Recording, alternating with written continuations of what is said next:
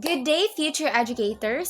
I hope everyone is well today and ready to listen to our discussion because this discussion will be very beneficial for us as future educators. Before we start our discussion, let me introduce first the Group 7 reporters. First is Miss Julie Viado, Miss Jerhea J. Villaruz, yours truly, Miss Alvi Wargaz, Miss Shirley Yanez, and Miss Margaret Yap. For today, we're going to explore an essential framework that educators and instructional designers use to create effective learning experiences. This framework is called the Assure model. So, what comes into your mind when you hear the word assure? Is it the assurance na dili niya gakahatag sa imuha?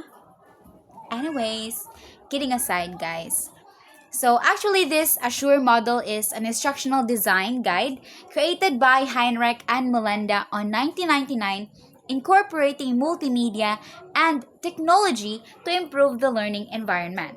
The Assure model is a guide that helps educators plan and deliver high quality, engaging, and effective lessons.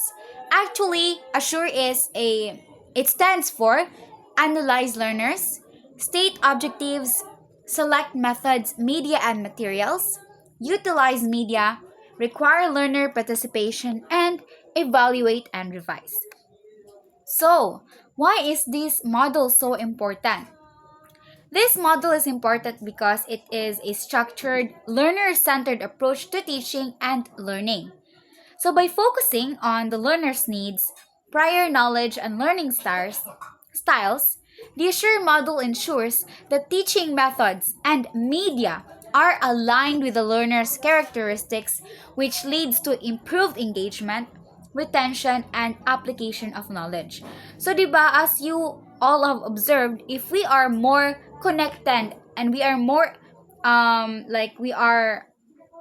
let's say, engaged to the topic, mas ato siyang mas natay high level of retention ana, and we can kanang more ma-apply pa jud ang atong knowledge nga na-learn if connected ta ana or makarelate ta ana nga topic. Today, we are going to delve deep into the different components of the Assure, like analyzing learners, stating the objectives, select methods, media, and materials, utilize media, require learner participation, and evaluate and revise. Each of the members will discuss the certain components of the Assure model. For me, first is analyzing learners. Why do you think analyzing learners is very important in the teaching and learning process? Now we all know that the Assure model relies on heavily on the learners, and its core is designed based on their need. This is why analyzing our learners is the first step that involves identifying their characteristics.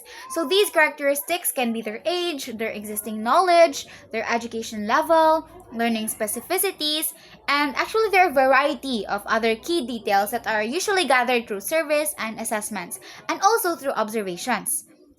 Once the teacher or us educators have collected all the important information, we can now start designing our lessons based on the learner needs and preferences. This step, analyzing learners, focuses on gathering information about the learners to understand their needs, prior knowledge, such that will help us tailor the lesson plan to ensure that our content in our lessons is accessible and engaging for everyone. What does this involve? It involves the learner characteristics, learner styles, learner needs, and their motivations and interests. First is the learner characteristics. The learner characteristics includes their age, their grade level, their cultural background, language proficiency, and prior knowledge, and also their educational background. Let's say, for instance, under the age and grade level, you are an educator in, let's say, 11 to 12 years old yung mga students. So, like, mga grade 6. So, this informs you nga, since grade 6 pa man sila, they have limited vocabulary. So, for example, you're discussing, since limited pa man ilang vocabulary, so you must use vocabulary or like mga jargons nga dili kaayo siya complex, or like kanang simple lang, kanang ma-understand lang sa ages 11 to 12. And also, another example is under the cultural background. For example, you are a teacher and your class is very like nasa like diverse cultural backgrounds, like various students with various cultural backgrounds. So you must ensure that ang imong examples nga gamiton sa imong lessons are inclusive and relatable sa imong mga students with different cultural backgrounds. And your examples must, and your materials or examples must not be culturally biased. So yeah, another kuan is ang ilang cultural background gyud. Kay kung kana bitaw maka-example lang ka og like kanang ano bitaw siya kanang it is an insult to their to their culture. Diba? Like kanang dili siya inclusive for our students, or like ma-feel nila nga gaka-discriminate sila and all. And we must, since educators man ta, we must foster child-friendly, mga gender-sensitive, culture-sensitive nga environment sa atong classes. So, knowing these or knowing their characteristics will help us design content that is appropriate and relatable to our learners. So, next is their learning styles. So, learners, or like, patigali kita, we have different preferences on how we engage with information. And this includes visual learning, auditory learning, and kinesthetic learning. Or like visual learners, auditory, and kinesthetic learners. So, visual learners. So, these learners learn best by seeing information, such as through charts, diagrams, or written text. Such as me, myself, I am a visual learner. Next is the auditory learners. Auditory learners grasp information better through hearing, whether through lectures, podcasts, or group discussions. And lastly is the kinesthetic learners. So these learners thrive through hands-on activities or physical engagement with the learning process. So recognizing these differences in their learning styles allows us to incorporate varied teaching methods and media to cater to all learners, to cater their styles in learning. So third is their learning needs. So different students have different needs. Some may need more support in understanding basic concepts, while others may require advanced challenges. So more po ni siya ka ng mga lahi-lahi bitaw ta og like learning capability. So kung we analyze our learners, it will help us identify any gaps in knowledge or skills that they need to be addressed in the lesson. Since diba lahi-lahi man ta og learning capabilities, atong learners is na slow, na po yung mga fast learners. So, mangita kita og ways na makater ang ilang needs tanan. Like, makater ang ilang, like, the level of their, learning. So, example for this also is the, is the diagnostic assessment. So, for example, you're reviewing your previous assessments, or like, let's say, the diagnostic assessment, diba? Diagnostic assessment shows us or like helps educators identify the weakness of their students, or like weakness baka sa kanang bitang marag on asa pagid ka kailangan magkuan, asa pagid ka need mo go bitaw, like kanang asa gid ka need mo. It will help you like kanang mo make og effort to discuss kung asa gid sila kulang, then digta gid nimo like more pagid bitaw more expand or elaborate pagyud sa imong learners. So yeah, lastly is the learner motivation and interest. So understanding what motivates your students and what topic they are interested in helps create more engaging and personalized learning experience. Kaya diba, kita pod as kanang students pa right now, we have different like motivations, we have different interests. And if ang atong topic or like ang atong discussion is mas makarelate ta or like relatable sa atua, we will like nabitay tay high chances of retaining the information that we have learned since interested man ta ana, like we are motivated ana nga topic. So like for example, if you're teaching a group of students who love gaming, you could incorporate game-based learning elements into the lesson. So it is very ano pud karon no, since we are in the digital world na, like more learners good ang engage sa mga like mobile games inana. So since hilig man sila ana, then we can like use bitaw like kanang mga game-based nga mga kuan kanang lessons or like i-relate nato ang ilang mga ganahan sa ato ang lesson.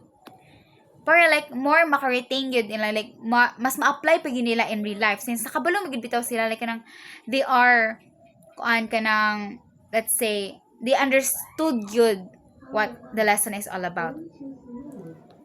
So, I think that's all for the analyzing learners, which is the very first step in the Assure model, is the foundation step. So, I think that's all. And for the next component of the Assure, which is stating the objectives, this will be discussed by Miss Julie Viado. Thank you. Hi everyone, I am Julie Christy Viado and I will tackle the 2S in Assure model. So let's have the first S, which is state objectives. So we should determine the specific skills and knowledge that the learner should acquire upon completing the instructional materials. So this requires a clear understanding of the intended learning outcomes, ensuring that the instructional goals are aligned with the subject matters and of course our learners' need. So setting a well-defined, authentic, and measurable objectives can create a structured learning guide that enhances students' engagement and comprehension. So in order for us to have a well-defined objectives, we should follow or apply the ABCD model.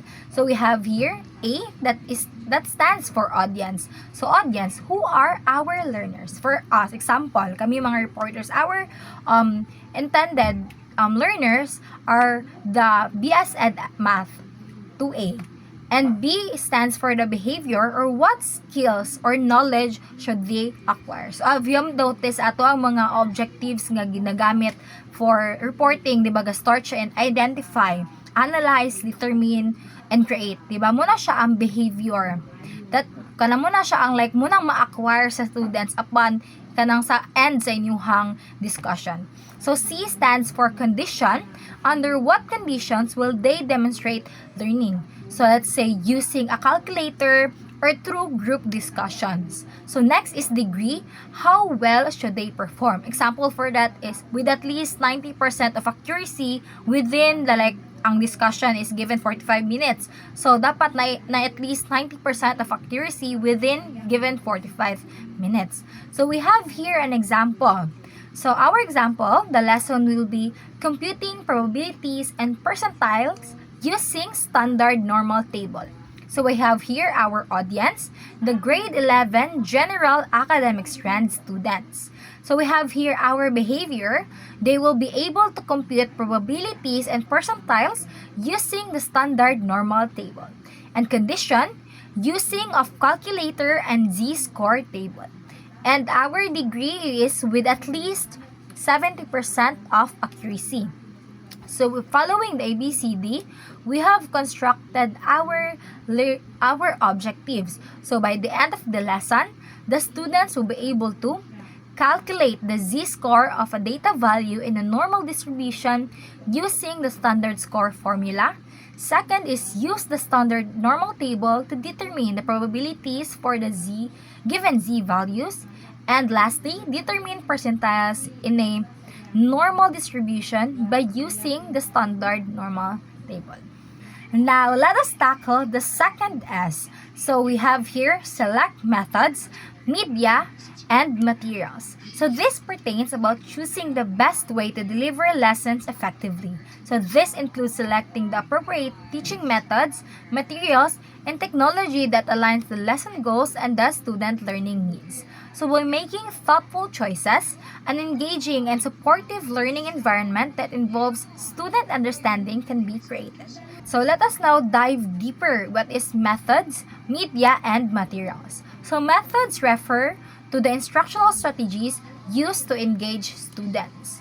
So we have here under methods the lecture-based instruction. So lecture-based instruction is ideal kung like daghan kayo ang information nga imuhang i-share sa students ana imuhang topic. So next is the discussion-based learning. So this encourages critical thinking and collaboration. Next is the hands-on activities. So this enhances experiential learning. So example ano sa mga lab experiments and role playing. So we have here the project-based learning. So this develops project problem solving and teamwork skills. Example ano ang mga ginahatag sa tuwa nga PIT. Next is the gamification. It increases motivation through interactive games and challenges. Muna itong mga energizer nga to bitang gina-apply sa tuang mga pag-discuss. Next we have here is the media. So media are the tools used to deliver content effectively. So we have here the printed materials, muna siya mga books, handouts o mga charts. Digital media is like kanang ginasend sa to ang PDF, kanang mga PowerPoint presentations na ginagamit nato. So next is the audiovisual resources. Muna siya ang mga kanang bitang mga videos, di ba kita ga-record ta or di kaya kanang gasend og link ato ang instructor kanang link sa YouTube. Muna siya ang audiovisual resources. Next is the online platforms. So these are the learning management systems, mga educational apps and websites. Next we have is materials. So materials are the specific resources used to support learning. So we have physical objects which is like kanang ginagamit sa mga lab equipment di bitaw. Then next is the technology tools. Example ani is mga tablets and kanang mga computer nga ginagamit nato during our advanced stats. Next is worksheets and study guides. So these are used to reinforce learning. So we have here an example. So same magyapon nga lesson, computing probabilities and percentile using the standard normal table. So here is ang method is lecture-based information and hands-on activity. So di ba first mag-discuss magid si ma'am unsaon pag-compute, di ba? Like unsaon pagtan-aw tong z-score table. And now we have hands-on kay syempre para ma-learn sa student unsaon to pag-solve, hatagan po sila activities. So atong media is digital media and printed materials kay di ba? Digital ka nagamit magid ta og kanang computer. Di ba? Nagitay base nga tools ani. The next is printed materials. Katong example tong worksheet, di ba? Ang z-score table nga printed copy. Next is the materials, so the physical object and of course worksheets. So that is all for my part. Thank you for listening. So, good day everyone. So, how's your day? Kaya pa ba? So, before I proceed to discuss this topic, I want you all to stand up, shake your hand, feet, and your body to get some energy for you to have an energy to participate in this topic that I will discuss. So, after they discuss, they analyze, state, and select, let's move on to the next part of the Assure model with the letter U, which stands for utilize technology, media, and materials. So, how important this step in creating the effective learning experiences nga ba? So, first is it caters diverse learning styles. We have here the visual learners learns best by visualizing ideas and relationships, prefer reading and looking over listening, may benefit from maps, charts, diagram, and illustrations. So yes, for visual learners, masabtan nila ang discussion or ang mga any information if ilang mas makita ang image or even ang text lang niya makita lang niya masabtan na nila mo na ang visual learners. Okay? And for the auditory learners, learns best by listening to information, may benefit from discussions, talking about things, memory devices, and reading aloud. So, for auditory learners, um, masabtan nila ang discussion or information by listening lang sa like discussion, and even dili nila makita ang images nga ginapakita dito nga discussion is masabtan nila. And for the next one is kinesthetic learners. Learn best by doing and getting hands-on experiences. May benefit from playing games or doing puzzles. So for kinesthetic learners can engage with simulations or hands-on digital tools by using a mix of technology, media, and materials. Educators can reach a wider range of the students pod. So for social learners, prefer to learn through interaction and collaboration with others, may benefit from groups, study sessions, discussion groups, and other collaborative learning activities. So by social learners ay kanang mga social learners kay mas gakasabtan nila ang mga kanang ginastadihan or ang discussion if kanang naay group of people, pero even dili siya group of people, bisag isa lang imong kauban, as long as na kay kauban nga maistoryahan about ana nga information or kanang lesson, kay masabtan gid niya ang lesson nga inyong gistudihan. So before we proceed, I want to ask, what are the four learning styles that I discussed earlier? So, di ba?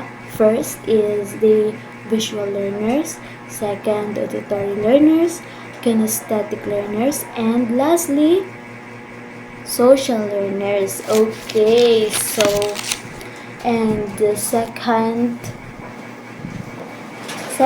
is it enhances engagement. So, modern technology and media are more often appealing to students than traditional teaching methods. So, for example, educational games like this one. Sa ako example, word search puzzle. So, kinsa ba sa inyo ang mga gamit na ani nga mga kaning application nga or kanang napod niya siya sa like naiuban nga baligyan ni kay like nasa booklet nga nay word search puzzle, which is inyo lang day yung i-circle kung asa ang mga words nga ginapangita, which is kanang it can make learning fun and exciting pod, because when students are engaged, they are more likely to be motivated pod. And the third one is access to a wealth of resources. So the internet offers an endless supply of educational content, from online libraries to open educational resources. So, kinsa na ba sa inyo ang mga nakagamit aning Google Scholar? And also, yes, isa ang Google Scholar ginagamit sa mga students nga research para sa ilang research papers, especially para sa mga references. Pwede gamitan ninyo ang Google Scholar, even though yes, pwede ninyo gamitan ang Google Scholar bisag dili na mo ay kanang para dili na mo mag-adto sa like mga libraries dito, like mag-search pa mo dito sa mga books, like naapod sa Google Scholar ang uban information nga pwede ra dili adtuon o pagitaon sa books. And ayun, and and lastly, it prepares students for digital world. So in today's society, and digital literacy is essential. By using technology in the classroom, students gain skills and confidence in using digital tool good, and also which will be valuable in their future education and careers. So here I will discuss the different types of technology, media, and material. So first and foremost is different types of educational technology, okay? So such as learning management system. This includes the blackboard and the whiteboard. Yes, mo na itong ginagamit mostly, or mostly sa kanang mo nang ginagamit sa mga teachers mostly para maka-learn pod ang students. Like di sila gisulat, we all know that, di ba? And also we also have here a educational apps. So we have here a Google Classroom where the teachers can upload the course materials, assign tasks, and track students' progress pod. And we also have here the Zoom, Google Meet, and do you guys know what is this logo about? Like, unsa ni siya nga logo nga app? Wala. So, okay, kini nga logo is, name niya is Duolingo app, which like para sa mga students nga like students can use this app for them to use to learn any language they want to learn jud. And yes, Duolingo app is learning for language learning jud siya. And next is type of media. So this includes traditional media like textbooks, handouts, and posters. Yes, although they are old-fashioned, they still have value jud. And also in media, there's a digital media such as videos sa YouTube, which kanang search ba mo sa YouTube og kining mga educational something like tutoring nila, like kanang mag-discuss sila dito, tapos kanang ikaw po din kay mas makasabot ka sa ilang discuss, like mas dagan ka knowledge nga, I mean naman kay masabtan sa inyong teachers po, but if kanang need pa nimo more knowledge, kay pwede ra mo dito sa YouTube mag get og like videos, like mag-watch mo dito og videos. Ayun. And also we also have a podcast and any interactive multimedia presentations or like PPT. Ayun, by this digital media can add variety and appeal to the learning process sa mga students yun. Tapos, for the types of materials, okay, sorry guys.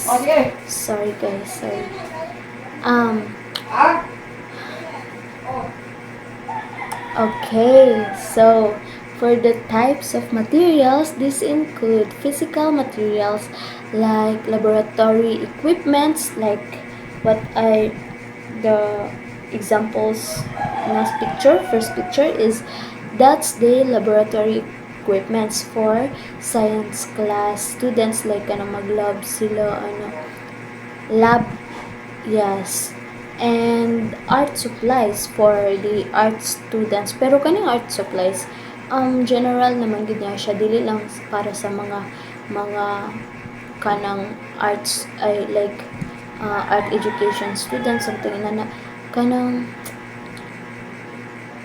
bisag kinsa may maggamit ani, bisag dili student paggamit gapon ana.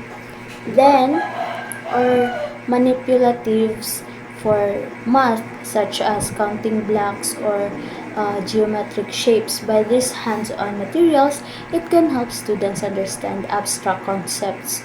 Oh, oh well. So we're here in the uh, last page, or so we've been diving deep into the world of utilizing technology, media, and materials. And as with any great adventure, there are bound to be some bumps in the road. And we're talking about the challenges and solutions. So, whenever there's a challenges, there's always a solution waiting to be found. So here's some of the challenges could include about this technology. Yes. First is the technological issues. So if we're having a technological issues, we can have a backup plan, like having printed materials in case the technology fails, and providing technical support can help pull. And lastly, second, no, yeah, lastly, students' over reliance on technology.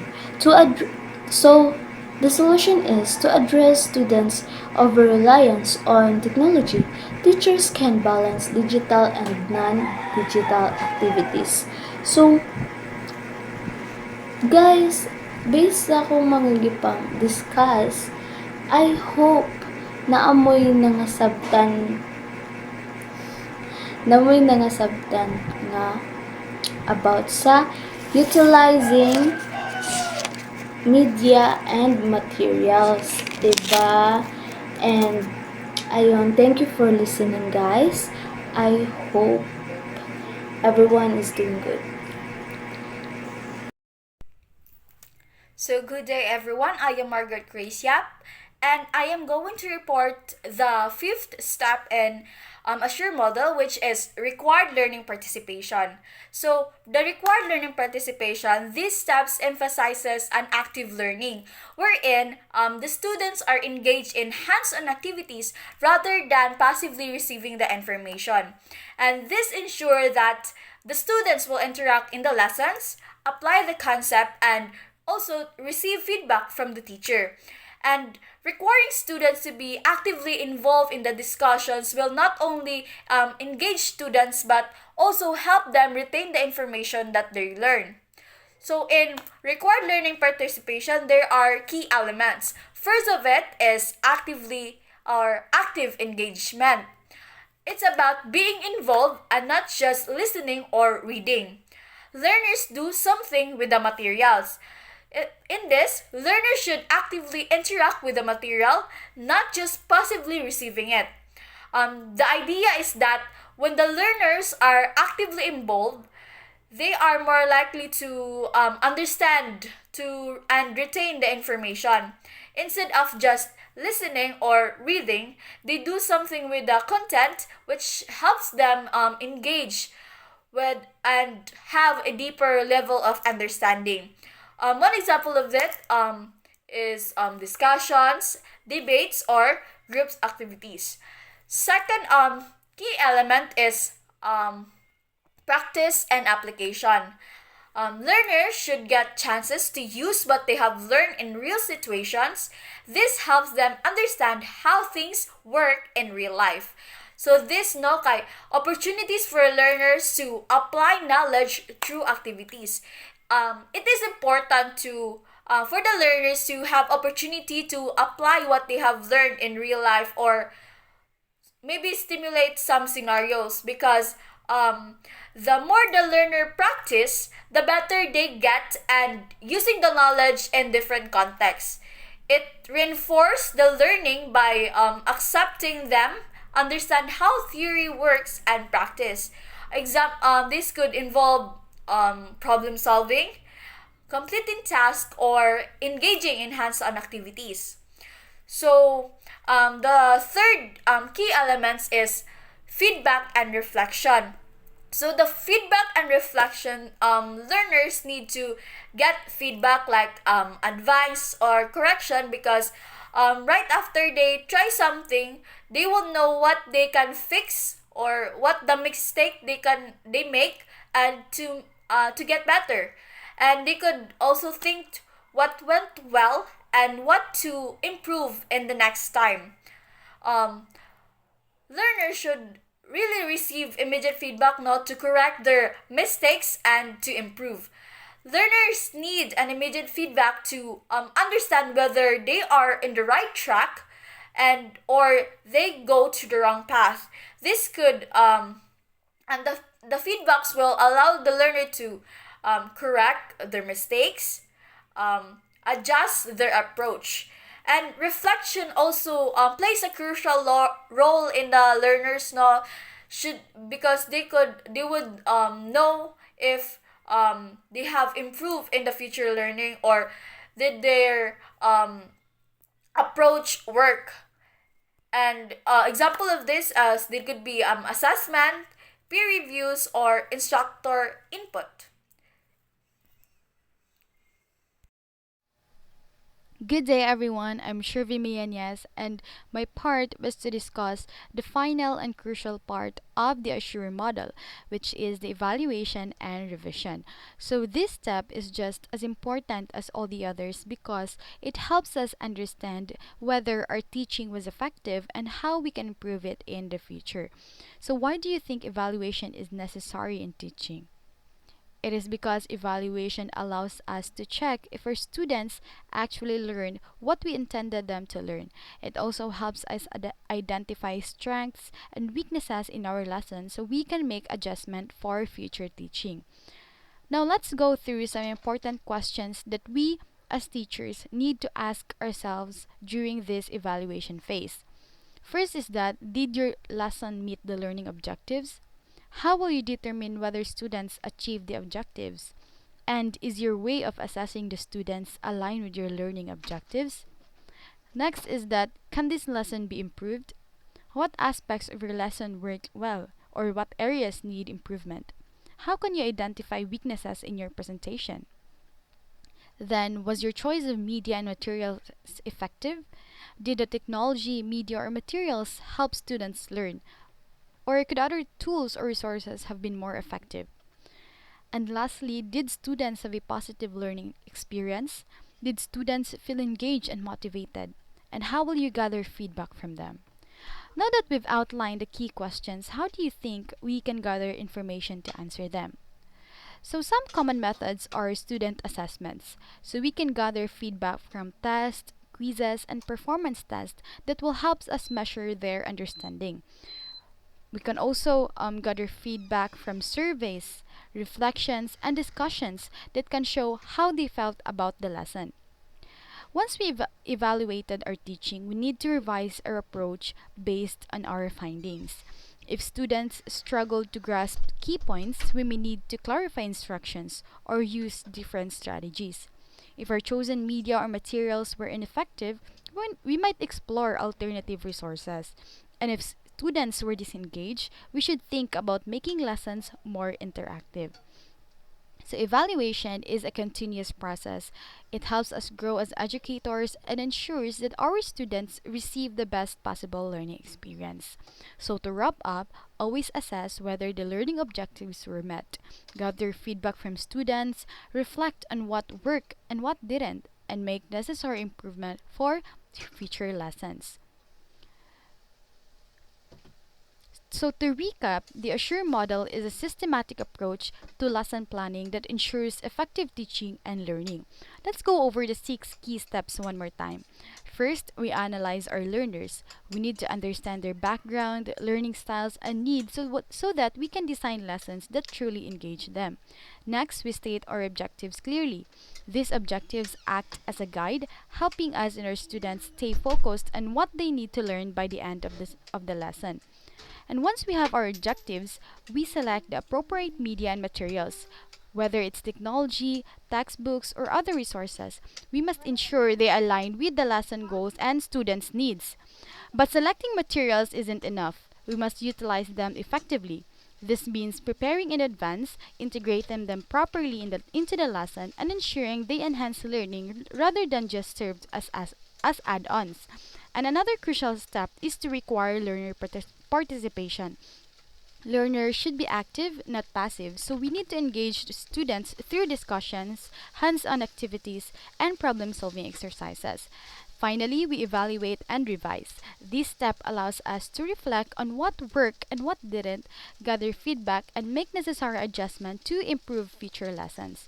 By following these 6 steps, we ensure that our lessons are well structured, engaging, and effective in meeting students' needs. And that would be all for our discussion about the Assure model. I hope you learned something today and thank you for listening to this discussion.